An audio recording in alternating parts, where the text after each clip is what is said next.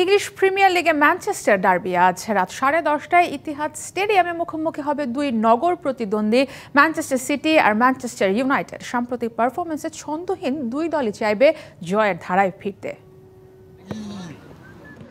শেষ 10 ম্যাচে মাত্র এক জয়, দুঃস্বপ্নের মতো সময় পার করছেন পেপ গার্দিওলা। এবারের মৌসুমে শিরোপার জন্য লড়াইয়ের চেয়ে দলের ইনজুরির সাথে লড়াই করছেন বেশি। কোচিং ক্যারিয়ারে বাজে এই সময়ের মাঝে আজ ম্যানচেস্টার ডার্বিতে নামবে তার দল। All time Roma. Taste it, love it.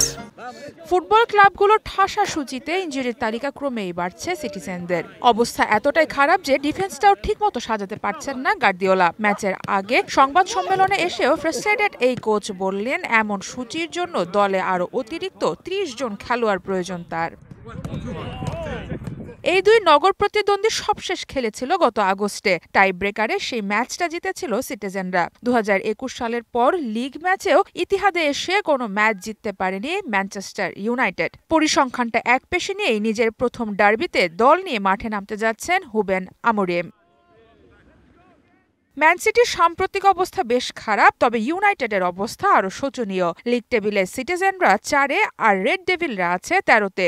সে কারণেই গার্দিওলার দলের বাজে সময়ের মাঝেও আমোরিম সতর্ক অবস্থানে রাখছে নিজের দলকেই। প্রতিপক্ষের সম্মানার্থে এমন কথা বললেও সিটির ছন্দহীনতাকে কাজে লাগানোর সুযোগই খুঁজবেন পর্তুগিজ এই কোচ।